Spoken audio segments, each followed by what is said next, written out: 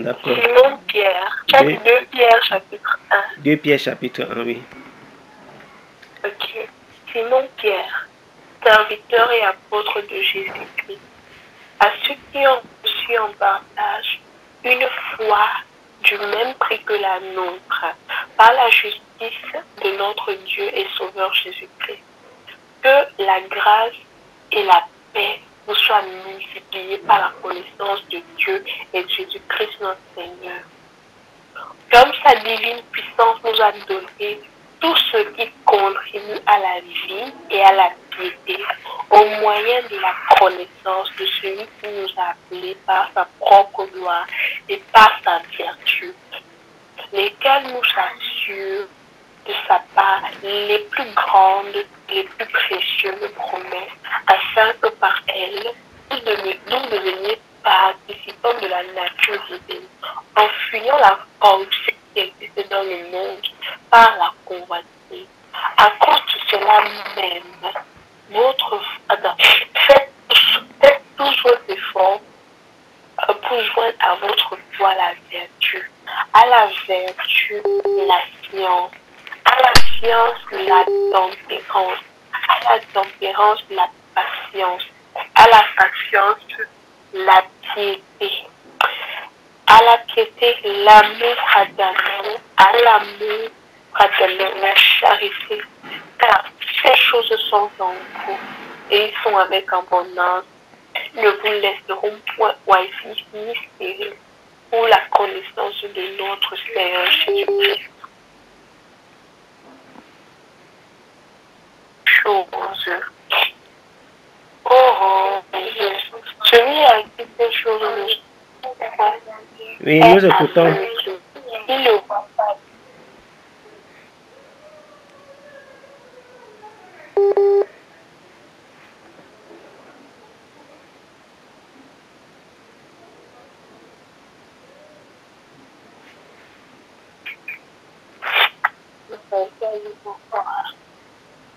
Peut-être que je sais pas quel numéro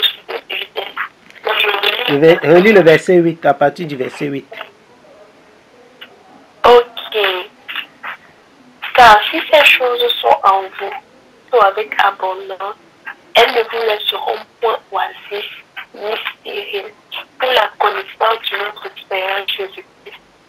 Parce que si ces choses ne sont point et aveugles, il ne voit pas de loin et il a mis en oubli la purification de ses anciens péchés. C'est pourquoi appliquez-vous d'autant plus à vous affermir votre vocation et votre élection, car en faisant cela, vous ne recherez jamais. C'est ainsi en effet que l'entrée dans le royaume éternel de notre Seigneur et Sauveur Jésus-Christ vous sera pleinement accomplie. Voilà pourquoi je prendrai soin de vous rappeler ces choses, bien que vous le sachiez et que vous soyez affermis dans la vérité présente. Et je regarde comme un devoir, aussi longtemps que je suis dans cette tente, de vous tenir en éveil par des avertissements, car je sais que vous acquitterez subitement, ainsi que notre Seigneur Jésus-Christ nous l'a fait connaître. Mais j'aurai soin qu'après votre départ, vous puissiez toujours vous souvenir de ces choses. Ce n'est pas en effet en suivant des femmes habilement conçues que nous avons fait connaître la puissance et l'avènement de notre Seigneur Jésus-Christ. Mais c'est comme ayant vu sa majesté de nos propres yeux, car il a reçu de Dieu le Père, honneur et gloire, quand la loi magnifique lui fit entendre une voix qui disait, celui-ci est mon fils bien-aimé, en qui j'ai mis toute mon affection. Et nous avons entendu cette voix venant du ciel lorsque nous étions avec lui sur la sainte montagne. Et nous tenons pour d'autant plus, c'est la parole prophétique à laquelle vous faites bien de prêter attention, comme à une lampe qui brille en un lieu obscur jusqu'à ce que le jour vienne apparaître et que l'étoile du matin se lève dans vos cœurs, sachant tout d'abord vous-même qu'aucune prophétie de l'Écriture ne peut être l'objet d'interprétation particulière, car ce n'est pas par une volonté d'homme que prophétie n'a jamais été apportée, mais c'est poussé par le Saint-Esprit que nos hommes ont parlé de la part de Dieu. Amen. Amen. Wow. Pour arriver à la fin du texte, cela n'a pas été facile avec la connexion qui fait ces choses. Anyway. Ah, Seigneur. Il y a un adage du monde. Bon, je ne sais pas si c'est un adage du monde. Vous allez me dire. Il y a un adage qui dit que, je ne sais pas si c'est un adage, on appelle ça comme un proverbe. On dit que on dit que la répétition est la mère de la science. D'autres disent la répétition est la mère de la connaissance. Bref, la répétition. La répétition. Vous savez pourquoi est-ce qu'il y a beaucoup de fausses doctrines? Enfin, il y a davantage de fausses doctrines de nos jours que dans le passé, qu'à l'époque des apôtres et des prophètes du Seigneur Jésus-Christ. L'une des raisons, c'est que les prédicateurs de notre temps refusent la vérité et ils refusent de rappeler les choses qui ont été dites. Il n'y a pas une prédication des Écritures qui soit plus importante que le rappel de ce qui a déjà été dit. Je répète, il n'y a pas une prédication des Écritures qui soit plus importante que le rappel de ce qui a déjà été dit. C'est pourquoi l'apôtre Paul dit que, on ne doit pas placer un autre fondement. Il dit que j'ai placé le fondement comme un sage architecte malin à qui bâtit dessus. Alors on ne va pas placer un autre fondement. On ne va pas déplacer la borne. On ne déplace pas. Bien aimé. No one, personne ne doit déplacer, personne ne doit bouger la borne. Or, si nous bâtissons sur le fondement qu'ont laissé nos pères, les apôtres et les prophètes du Seigneur Jésus-Christ, nous devons au préalable répéter après eux. Comprenez ça? Si nous bâtissons sur les fondements des apôtres et des prophètes, on répète d'abord après eux. B-A-B-A, c'est ça. On répète d'abord après eux. Et on répète essentiellement après eux. C'est pourquoi ceux qui lisent bien les évangiles, vous serez curieux de vous poser la question de savoir, mais pourquoi est-ce que Dieu a voulu qu'il y ait autant d'évangiles qui relaient la même chose? Posez-vous la question. Tous les évangiles parlent de la vie de Jésus-Christ, de l'annonce de la naissance, plus ou moins, à sa mort et à sa résurrection, ou alors à son départ. Les évangiles traitent de ce sujet sous plusieurs angles d'observation. Mais voilà le fond. Mais pourquoi multiplier? Pourquoi Jésus n'a pas appelé un apôtre et le chargé de prêcher toute la parole là? Il en a appelé plusieurs. Et pourquoi les apôtres, ils ont rappelé à maintes reprises ce qu'ils avaient déjà dit? Pierre rappelle ce que Paul a dit. Paul rappelle ce que Pierre a dit. Ainsi de suite. Timothée va rappeler ce que Paul a dit. C'est comme ça les serviteurs de Dieu ont marché. Dans notre temps, l'une des choses qui fait problème, c'est la chasse au mystère. Et Dieu a dit, il faut rappeler les choses simples. Écoutez-moi bien. Dieu dit, il faut rappeler les choses simples. Nous sommes dans un temps où il faut laisser les grandes choses. on appelle, quand je dis grandes choses, vous mettez ça entre guillemets ou alors entre parenthèses, bref, dans ce que vous imaginez.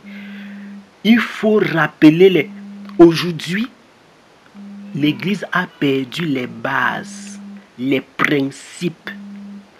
Donc, nous devons travailler les choses simples, les choses basiques. Les choses basiques, vraiment basiques. Et vous comprendrez pourquoi on a tourné autour du pardon ces derniers temps. On a tourné autour de la prière. Quelqu'un peut se dire, ah,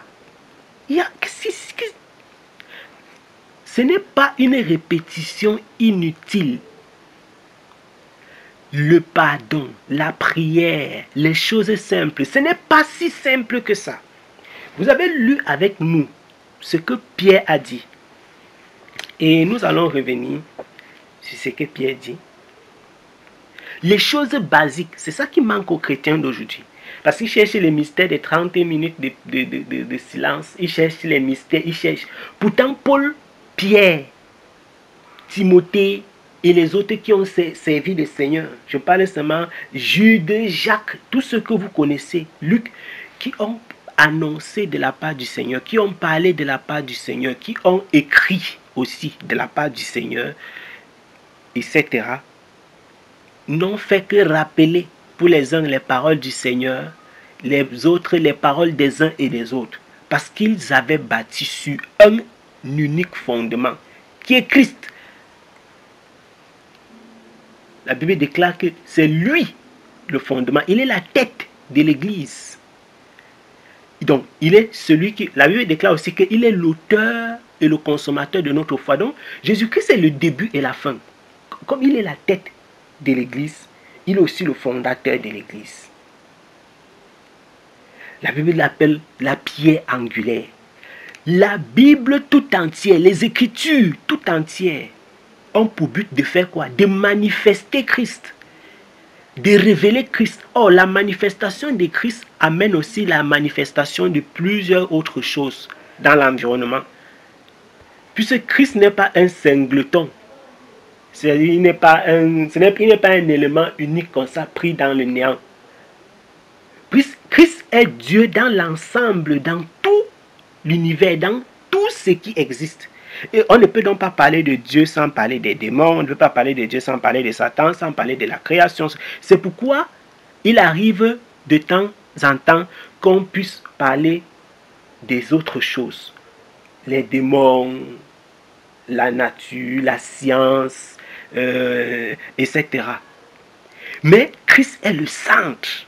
Et c'est d'ailleurs la raison pour laquelle il dit que vous sondez les Écritures, vous cherchez la vie. On cherche Christ pourquoi? Pour avoir la vie.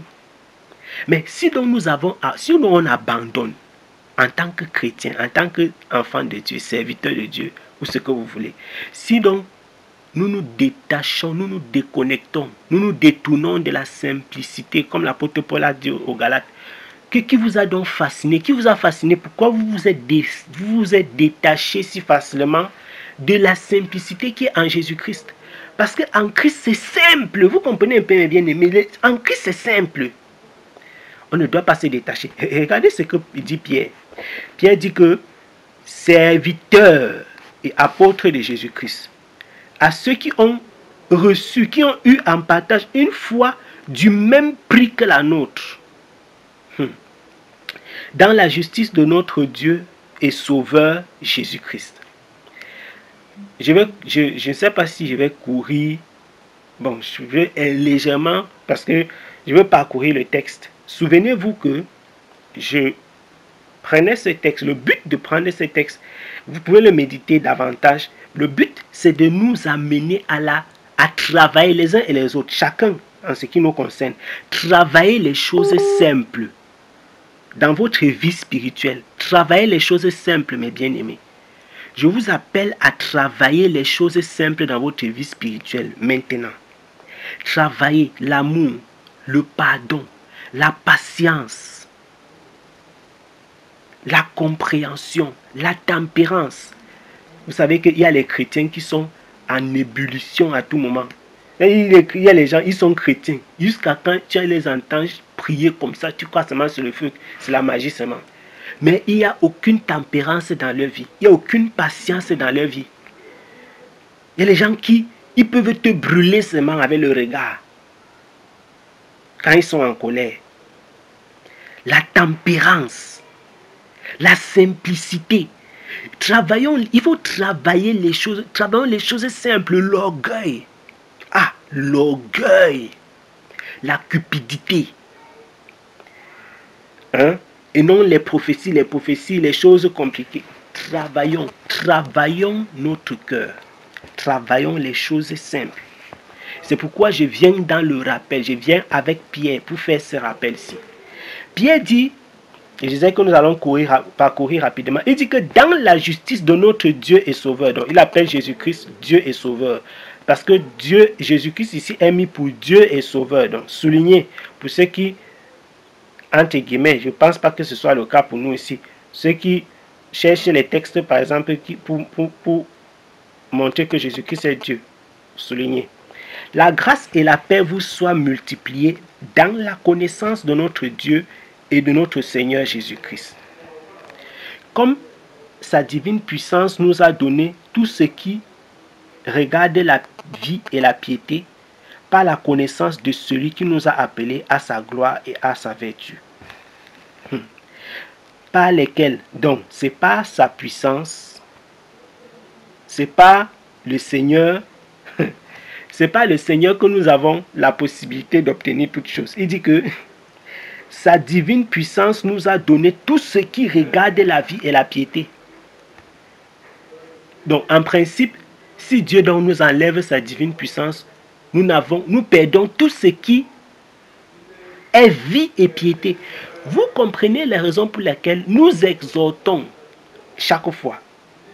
Et nous disons chaque fois qu'il faut se tourner vers le Seigneur pour quoi que ce soit de spirituel. Tout à l'heure encore, nous disions l'intelligence et la sagesse. Cherchons-la près du Seigneur. Cherchons le discernement près du Seigneur. Pierre nous rappelle ça. Écoutez, c'est le rappel de Pierre. Pierre dit que comme sa divine puissance nous a donné tout ce qui regarde la vie et la piété. C'est la puissance de Dieu qui donne ça. C'est sa divine puissance. Ce n'est pas l'intelligence, ce n'est pas l'analyse. Ne regardez pas les gens qui analysent les calendriers, qui analysent le ciel, qui font les prémonitions, c'est la divine puissance, la révélation des Écritures. Tu regardes un frère comme ça, tu dis, ah le frère, comment tu fais? Les gens demandent, frère, comment tu fais pour retenir les textes? Comment tu fais pour... C'est sa divine puissance. Il ne faut pas poser les questions. C'est le Seigneur qui fait. Ce n'est pas... Comment tu fais pour faire en Christ tout ce que nous faisons par le Seigneur, par la grâce de Dieu, c'est sa puissance qui fait. Il dit que sa puissance a fait comment? Elle nous a donné la vie et la piété par la connaissance de celui qui nous a appelés, par sa gloire et sa vertu. Par lesquels, dont la gloire et la vertu, nous ont été données les très grandes et précieuses promesses, afin que, par leur moyen, vous soyez participants de la nature divine en fuyant la corruption qui règne dans le monde par la convoitise. Donc, comment est-ce qu'on se rend? Nous sommes en train de parcourir, mais en même temps, les questions que nous posons sont des questions à but. L'objectif, c'est susciter la méditation, puisque vous allez encore rentrer pour lire, puisque nous sommes en train de parcourir. Il dit que quoi? En fuyant la convoitise. Donc, en fuyant la corruption qui règne dans le monde par la convoitise. Comment donc un homme peut participer à la nature divine? La réponse est dans ce verset. C'est en fuyant la corruption qui règne dans le monde par la convoitise. Donc, tu ne peux pas te lever et dire que je suis chrétien, mais je suis corrompu. J'aime Dieu et j'aime le monde. Donc, Pierre prêche le même évangile que Jean. Ah, on doit applaudir pour le Saint-Esprit. Pierre prêche la même chose que Jean a dit, la même chose que Jacques dit. Ah, si tu dis que tu aimes Dieu, si tu aimes Dieu et que tu es ami du monde, tu es un ennemi de Dieu. Même si tu as dit de ta propre bouche que tu l'aimes, ce que tu es un menteur.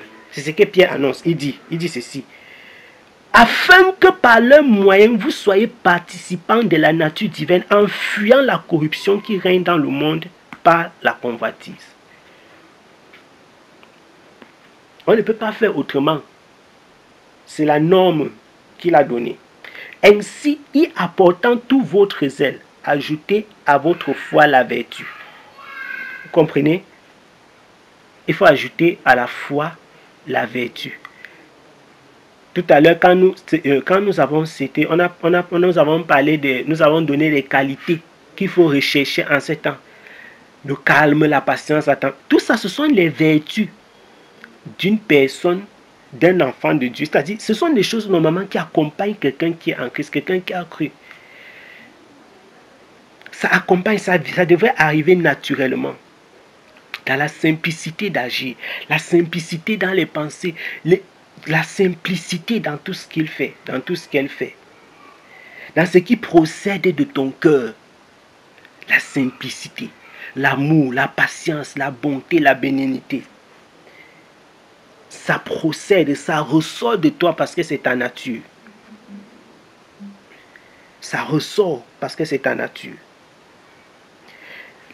Et il dit donc, ajoutez à votre foi la vertu. Donc la vertu ne doit pas se perdre. À votre vertu, la science. La science. Voilà les éléments qui renforcent notre marche avec le Seigneur. Notre avancement, notre pèlerinage, ça renforce notre connaissance de Dieu. Pendant que nous marchons ici sur la terre, voilà des choses sur lesquelles... C'est pourquoi il ne faut pas prendre à la légère. Quand on parle ici de la science, les choses, l'observation, par exemple, tout simplement, la connexion est un peu, fait un peu la jalousie. L'observation simple, parce que quand on parle ici de la science, l'observation tout court, des choses qui nous entourent. C'est scientifique. Donc le fait de dire que c'est Satan qui est derrière telle invention. Ça ne veut pas dire que les enfants de Dieu doivent faire les sourds et les muets et les aveugles et marcher sans s'intéresser à quoi que ce soit. Non.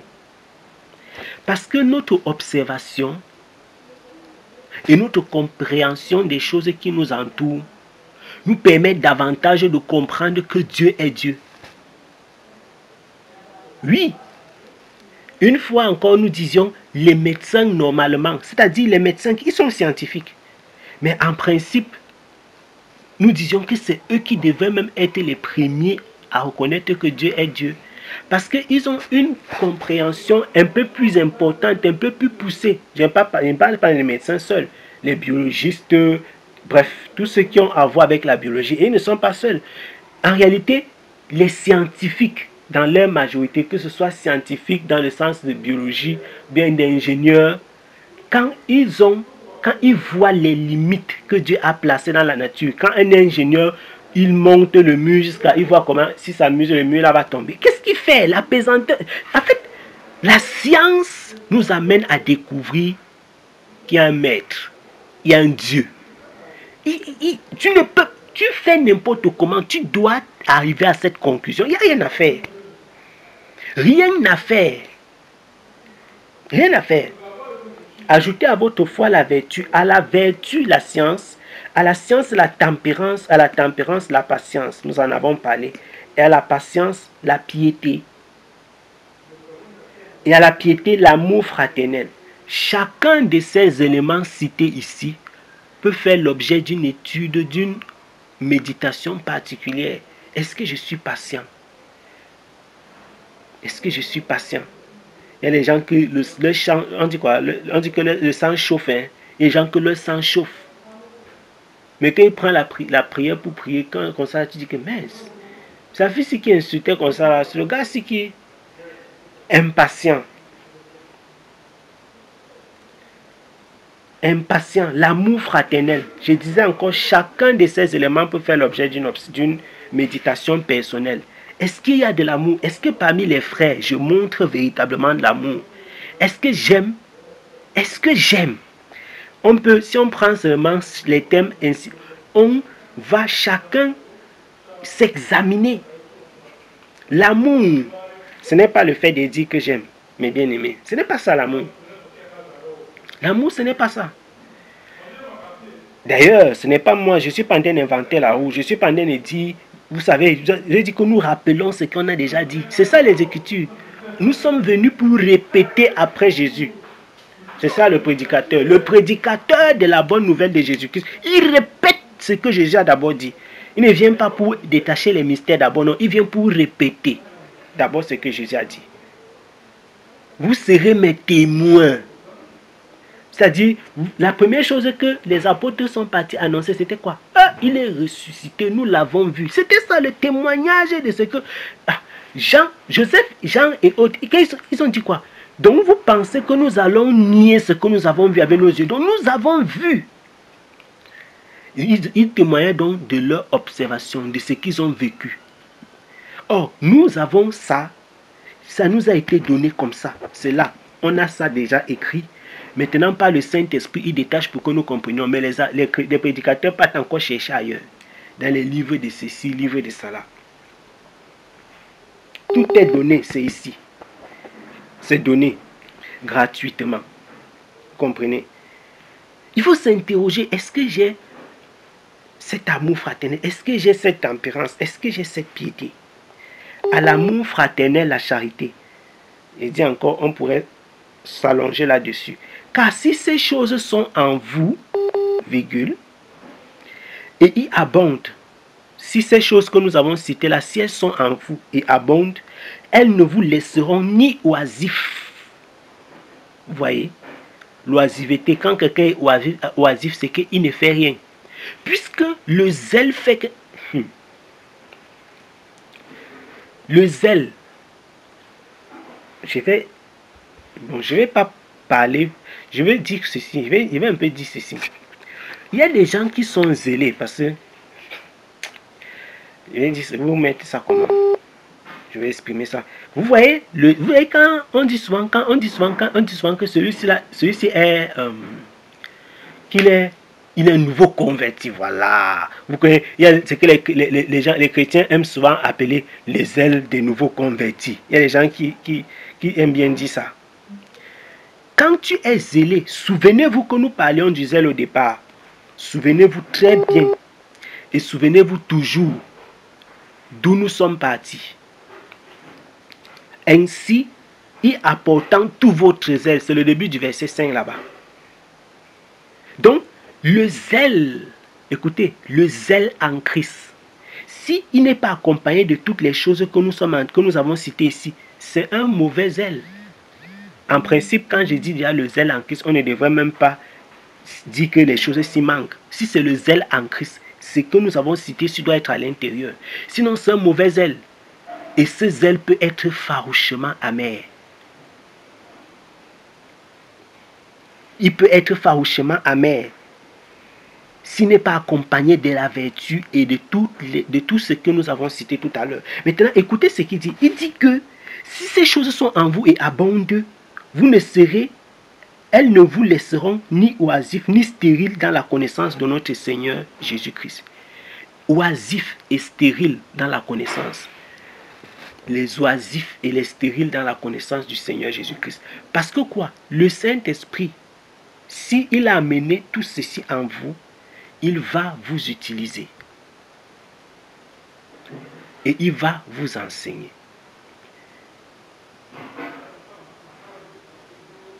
Elles ne vous laisseront pas oisifs, ni stériles. Quelqu'un qui est oisif, c'est celui qui ne fait rien.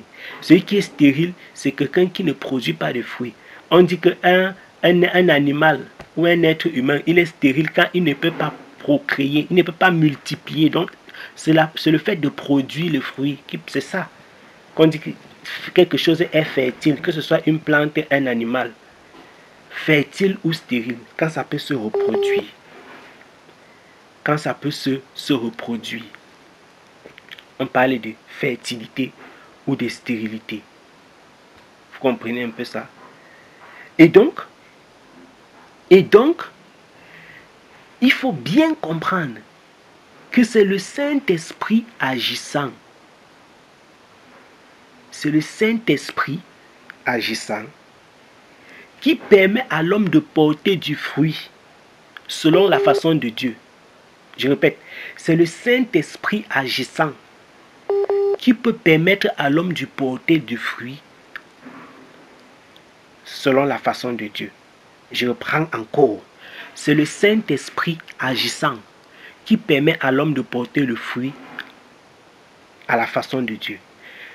Tu peux être dans la chorale, partir dans les séminaires, faire les campagnes de louanges, les marches de ceci et cela, faire même les campagnes d'évangélisation. Si ce n'est pas le Saint-Esprit faisant en toi, ce que tu fais, ça ne sert à rien. Parce que, écoutez bien ce que Pierre, parce que j'ai dit que je voulais parler, je ne veux pas trop m'étendre, parce que je ne veux pas enseigner le texte que nous avons lu. C'était pour parcourir et donner un message pour que chacun aille travailler. Si ces choses sont en vous et y abondent, donc les choses que nous avons citées, écoutez bien, elles ne vous laisseront ni oisifs ni stériles dans la connaissance de notre Seigneur Jésus-Christ. Donc, pour porter le fruit en Christ, et pour être en train de travailler à la façon de Christ, il faut porter déjà ces choses ici au préalable. Tu ne peux pas dire que je suis en train de servir Dieu de la bonne façon sans que le fruit de l'esprit ne soit manifeste. C'est ce que je suis en train de dire. Et c'est ce que Pierre enseigne. Tu ne peux pas dire que tu sers Dieu de la bonne façon sans que le fruit de l'esprit ne soit manifeste dans ta vie. Si ces choses sont présentes en vous et elles abondent, alors elles ne vont pas vous laisser oisifs. Puisque l'esprit qui a amené par sa divine puissance et sa grâce ces choses va vous utiliser à la façon de Dieu. Et vous allez porter le bon fruit. Amen. Avançons. Mais celui en qui ces choses ne se trouvent point est aveugle. Combien sont les chrétiens qui se vantent, qui crânent, qui sautent, qui dansent, qui montent et qui descendent et qui n'ont pas ça? On avance. Est aveugle, virgule. Sa vue est courte. Et il a oublié la purification de ses péchés. C'est pourquoi, frères, appliquez-vous d'autant plus à affermir votre vocation et votre élection, car en faisant cela, vous ne broncherez jamais. Et donc, il est curieux de voir les prédicateurs, de voir les chrétiens de notre temps, qui, au lieu de s'appliquer à affermir leur vocation, ils cherchent la puissance. Seigneur, je veux le don de ceci, je veux le don. Ok. Ces choses ne sont pas mauvaises, parce que c'est le Saint-Esprit qui accorde les dons. Mais si tu penses que servir Dieu, ça consiste à courir derrière les dons spirituels, tu as tout faux. Parce que le verset où Jésus dit que ils me diront, j'ai chassé les démons. Les versets là doivent attirer l'attention des uns et des autres. Ah, chasser les démons, j'ai prophétisé. Et on doit, c'est effrayant. J'ai prophétisé, j'ai chassé les démons, j'ai fait ceci, j'ai fait cela. Et tu es là comme ça. Et puis Jésus dit qu'il n'était jamais connu. Donc, vous choisissez donc quoi maintenant? Vous qui m'écoutez, entre avoir les dons spirituels et que Jésus te connaît, tu choisis quoi? Si, bien sûr, il fallait choisir. Naturellement, la question ne se pose pas. Alors, comment donc les chrétiens de ce siècle peuvent courir après la puissance que de courir après le Créateur, le Dieu créateur? Il refuse de manifester la nature de Dieu, mais il veut la puissance de Dieu. Nous refusons de travailler le caractère pour être comme... Je préfère, je redis encore, je préfère être un chrétien même qui n'a même jamais les songes, mais que Dieu connaît. Je suis parti jusqu'aux choses les plus simples, les plus basiques là même. Parce que les songes, même les païens ont ça. Vous voyez un peu. Je dis que je préfère même être un chrétien qui n'a même jamais le songe, mais qui est connu du Seigneur, que d'être un chrétien qui est là tous les jours. Mon frère, je t'ai vu dans mon songe, tu avais ceci. Oh, tel pays va monter, ceci est descendu. Tu finis de parler comme ça. Pourtant, c'est dans les néants, c'est le vide. C'est même un mauvais esprit qui est en train de t'utiliser.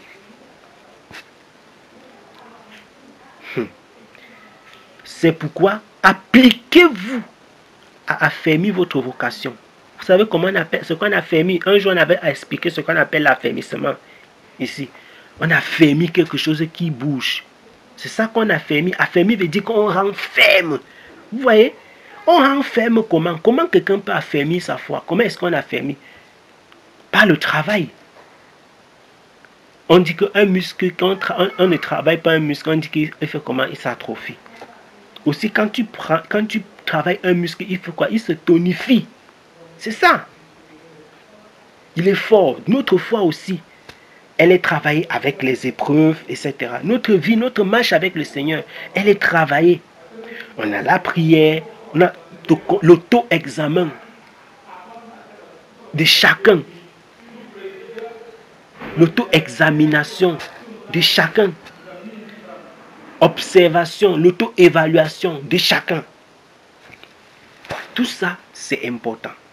Affermir votre vocation et votre élection. Car en faisant cela, vous ne broncherez jamais. Ainsi, l'entrée dans le royaume de notre Seigneur et Sauveur vous sera pleinement accordée. C'est pourquoi je ne négligerai pas de vous rappeler sans cesse ces choses. Vous voyez maintenant ce que l'apôtre dit. Je ne négligerai pas de vous rappeler sans cesse ces choses, quoique vous les sachiez et que vous soyez affermis dans la vérité présente. Vous voyez? Parce que vous voyez, quand on prêche, il y a les chrétiens que quand on prêche, on dit, si le pasteur entre un jour, je vais dire à la communauté, et il dit, bon, ce matin, nous allons parler du pardon. Il y a les gens qui disent dans leur cœur, le pardon, il faut encore nous parler du pardon. Qu'est-ce qu'on ne connaît pas sur le pardon, mon frère? Il faut pardonner. Il y a les gens comme ça qui disent dans la tête, le pardon, encore le pardon, dis donc. Vous voyez, il y a les chrétiens qui sont comme ça. Ils aiment quand on dit le mystère du caleçon de Daniel. Ils ouvrent leurs oreilles et leurs yeux comme ça là.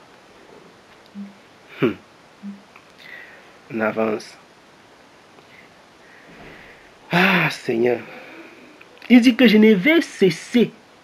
Je ne vais pas négliger de vous rappeler. C'est le Saint-Esprit parlant par la bouche de son serviteur. Je ne peux pas négliger de vous rappeler ces choses. Je vais vous rappeler ça. Dieu dit que rappelez-vous des choses qui sont simples. Maintenant, souvenez-vous de cela. C'est ce que le Seigneur veut. Quoi que vous le sachiez, même quand vous connaissez ça, il faut qu'on vous rappelle. Je crois qu'il est juste aussi longtemps que je suis dans cette tente. La tente dont Pierre parlait, c'est quoi? C'est le corps. Aussi longtemps que je suis en train de marcher physiquement. Puisque l'homme est le corps, âme et esprit. Mais, qu'est-ce qui fait de nous ce que nous sommes? C'est notre âme. Puisque le corps physique, si, la Bible déclare dans le livre, la lettre de Paul aux Corinthiens, 1 Corinthiens au chapitre 15, que la chair et le sang n'hériteront point. Donc, si la chair et le sang ne vont pas hériter, donc notre chair, le sang, le corps aussi, c'est une tente. Vous voyez, quand quelqu'un s'abrite dans une tente, quand le vent souffle, la tente là peut se renverser. Quand la Bible déclare donc que quand l'homme meurt, son âme part en fonction de comment est-ce qu'il était, est-ce qu'il appartenait à Dieu ou pas. Son âme peut aller au Seigneur, mais l'esprit retourne au Seigneur, selon ce qui est écrit dans le livre d'Ecclésiaste. L'esprit part au Seigneur. Que tu sois enfant de Dieu ou pas, l'esprit rentre au Seigneur, mais l'âme part en fonction de à qui tu appartenais. Et la tente, le corps, c'est le corps des fourmis. C'est le corps des fourmis. Puisque nous allons ressusciter incorruptible. Ce n'est pas ton corps qui avait les blessures ou bien les maladies. Si quelqu'un était diabétique, il ne va pas ressusciter avec le diabète. Non. Ce sont des corps incorruptibles qui vont ressusciter. C'est pourquoi l'apôtre Pierre parlait de la tente physique, la tente qu'il a maintenant. Voilà. On avance. On a expliqué beaucoup de choses. Donc, ça un peu fait prendre du temps. Il dit donc, aussi longtemps qu'il sera dans la tente, il va continuer à avertir. Il dit, de vous réveiller par mes avertissements. Parce que souvent, le peuple de Dieu somnole. Souvent, on somnole. La somnolence. Vous voyez un peu le travail, l'école. Ah, le stress de l'école me chauffe. Tu appelles un frère comme ça, ah, mon frère, je n'arrive même plus à prier, je t'assure. L'école me travaille, l'école me traite. Ou bien, on appelle ça, le travail. Le travail me travaille, j'ai failli dire le travail me travaille. Le travail, ça me chauffe. Tu vois. Il faut donc, les prédicateurs viennent pour ça. Pour te secouer. Quand le sommeil, quand tu vois, quand quelqu'un est en train de faire comme ça, on dit que, oh, voilà. C'est ce que Pierre est en train de faire ici. De vous avertir, de vous réveiller par mes avertissements. Sachant que je quitterai bientôt cette tente comme notre Seigneur Jésus-Christ me l'a fait connaître. J'aurai aussi soin qu'après mon départ, vous puissiez toujours vous souvenir de ces choses. Et c'est ce que nous sommes en train de faire maintenant. Les avertissements que les apôtres ont donnés, nous sommes en train de marcher dedans. Donc quand vous prenez votre Bible, vous comprenez bien, quand vous prenez votre Bible et que vous commencez à lire 1 Corinthiens chapitre 1, quand l'apôtre Paul parle, souvenez-vous que ce sont des avertissements pour nous tous. Ne faites pas comme certains gens qui disaient que ça c'était la lettre de Paul aux Corinthiens, non, ça ne nous concerne pas. Parce qu'il y a la partie là où on dit que, ok, la femme doit se voiler. Il dit que ça c'était pour les Corinthiens. Mais quand on dit en ce qui concerne la collecte qu'il faut faire au sein, tu dis que, ok, ça concerne l'église. Comment tu peux partir dans le même livre de Corinthiens? Tu dis que la partie ci c'était pour les Corinthiens. Et l'autre partie ci tu dis encore que c'était pour toi. Vous voyez que c'est la séduction. Ça c'est le malin. Tu dis que ok, la partie du voile, ça ne nous concernait pas, ça concernait les Corinthiens. Et pourquoi alors la partie des offrandes nous concerne? Donc tu as choisi ta partie quoi. On a déchiré, on a dit, vous voyez la séduction. Hein? Cette bipolarité là que les prédicateurs sont sur ça. Dans les mêmes textes, tu prends quelqu'un, il prend 1 Corinthiens chapitre 7, il enseigne sur le mariage, il utilise ça. Il prend 1 Corinthiens chapitre 13, il enseigne sur l'amour. Quand tu ouvres 1 Corinthiens chapitre 11, il dit que non, ça ne concernait pas, ce n'est pas exactement ce que Jésus voulait dire. Donc, ce n'est pas ce que Pierre voulait dire. Et pourquoi tu as donc pris l'amour, tu as enseigné, c'est ce qu'il voulait dire. Vous comprenez? Nous avons un problème. C'est la chair, il faut tuer ça. Soit nous répétons, répétez après moi comment faire la syllabe B-A-B-A. Soit nous répétons les Écritures. Et on met ça en pratique parce que c'est l'Écriture dans l'ensemble. Comme Paul dit au début de 1 Corinthiens, il dit ça aux Corinthiens et à toutes les églises, à tous ceux qui confessent Jésus-Christ. Allez lire 1 Corinthiens chapitre 1 là-bas au début, 1 et 2. C'était juste pour prendre l'exemple. Donc nous répétons après les apôtres tout ce qu'ils ont dit. Quand vous méditez, donc quand vous ouvrez votre Bible pour lire, souvenez-vous que vous êtes en train de répéter, vous êtes en train de méditer. Ce qu'ils ont donné là, ça les concernait comme ça nous concerne. Nous tous également, de la même façon. Sinon Dieu n'allait pas envoyer les prédicateurs. Mais j'aurai soin qu'après mon départ, vous puissiez toujours vous souvenir de ces choses, car ce n'est pas en suivant les fables composées avec artifice. Vous voyez, que nous vous avons fait connaître la puissance et la venue de notre Seigneur Jésus-Christ, mais c'est après avoir vu de nos propres yeux sa majesté. C'est pas avec les fables. On ne vient pas raconter les songes, on ne vient pas raconter les choses bizarres. Non, non, non. Quand Paul, Pierre, Jean, Jacques, Jude, et quand ils parlaient du vécu, ils parlaient de ce qu'ils ont vu.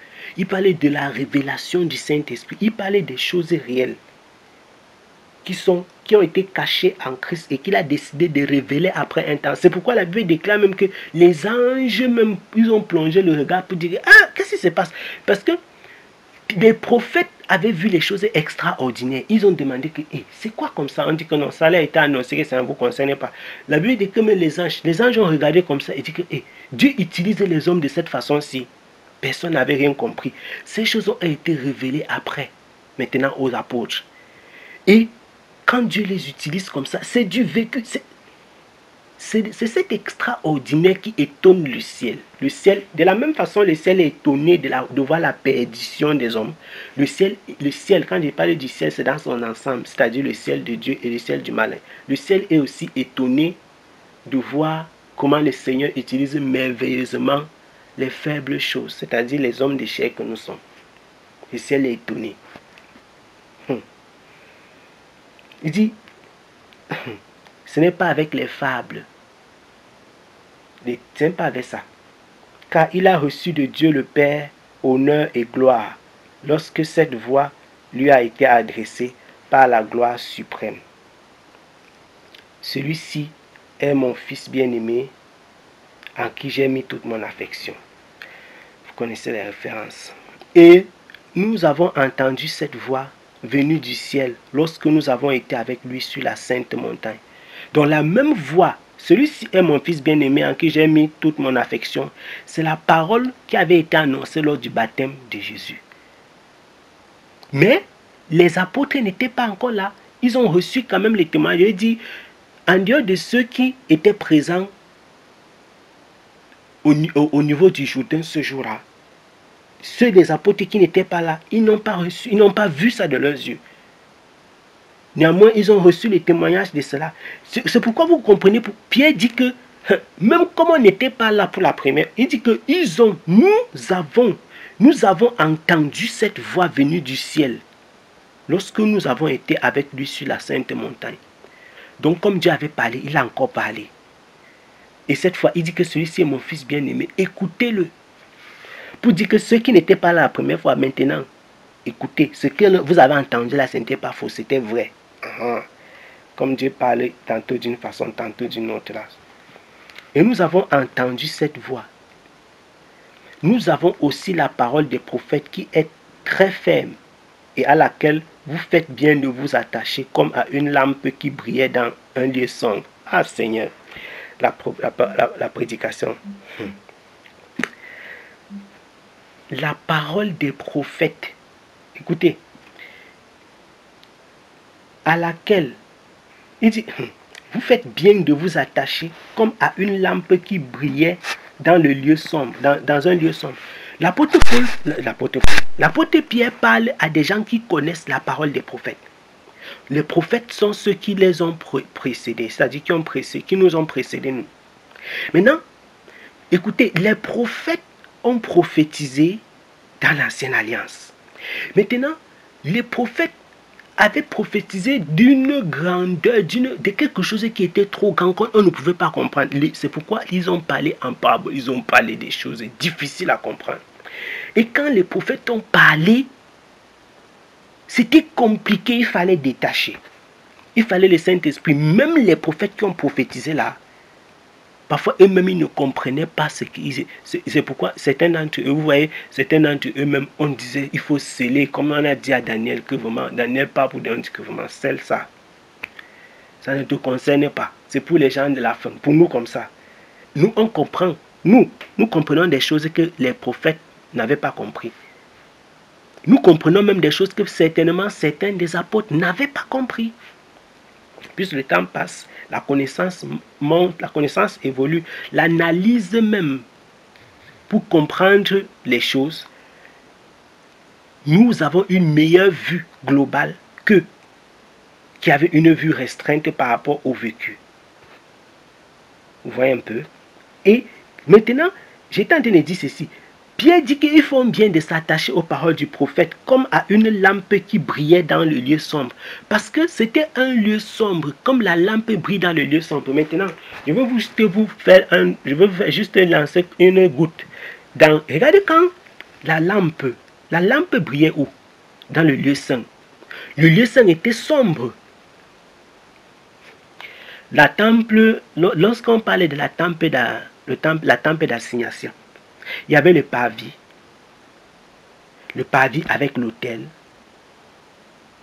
avec l'autel, je dis l'autel de sacrifice, bien sûr. Voilà.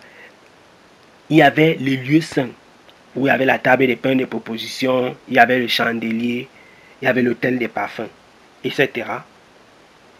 Dans le lieu saint, c'était sombre, puisque c'était après le premier voile.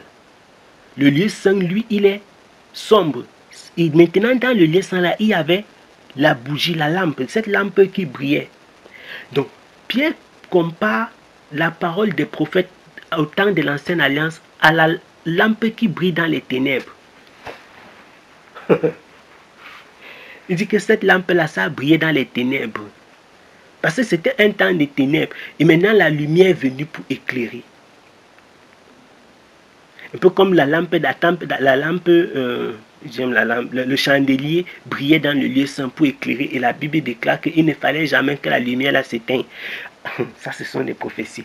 Le Saint-Esprit aussi, quand il vient à la Pentecôte, le jour de la Pentecôte, quand le Saint-Esprit est venu, le Saint-Esprit va rester sur la terre jusqu'à ce que le Seigneur décide de prendre avec lui ce qui lui appartient. Parce que le Saint-Esprit est venu pour garder, pour protéger, pour diriger, pour conduire. C'est pourquoi le chandelier ne devait jamais s'éteindre. Pourquoi? Le chandelier devait rester allumé parce que c'est le symbole de l'Église. Si vous lisez Apocalypse chapitre 1, vous voyez comment le Seigneur, il explique exactement ce que c'est. Et c'est l'Église.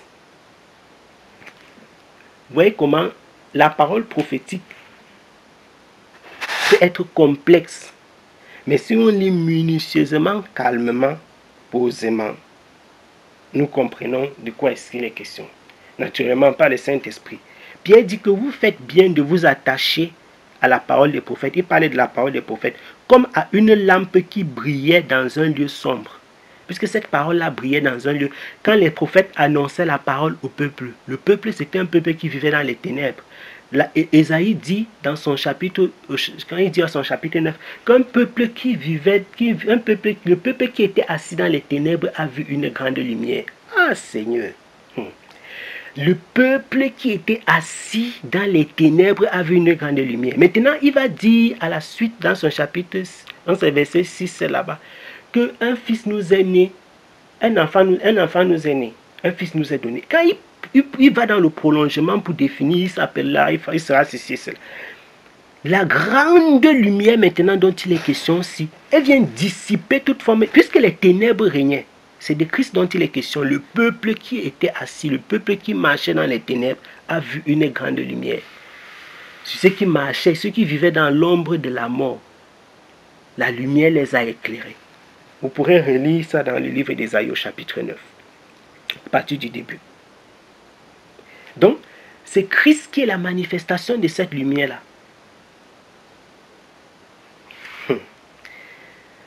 Jusqu'à ce que le jour resplendit et que l'étoile du matin se leva dans vos cœurs. L'étoile du matin dont il est question, c'est Christ tout simplement. Sachez tout d'abord ceci, que nulle prophétie de l'Écriture ne vient d'une interprétation particulière, car la prophétie n'a point été apportée autrefois par la volonté humaine, mais les saints hommes de Dieu, étant poussés par le Saint-Esprit, ont parlé. Amen. Ah Seigneur, Dieu est bon. Les saints hommes de Dieu étant poussés par le Saint-Esprit ont parlé. Donc ce n'est pas que quelqu'un a parlé par lui-même, dit que non. Ils ont été poussés par le Saint-Esprit et ils ont parlé. Voilà.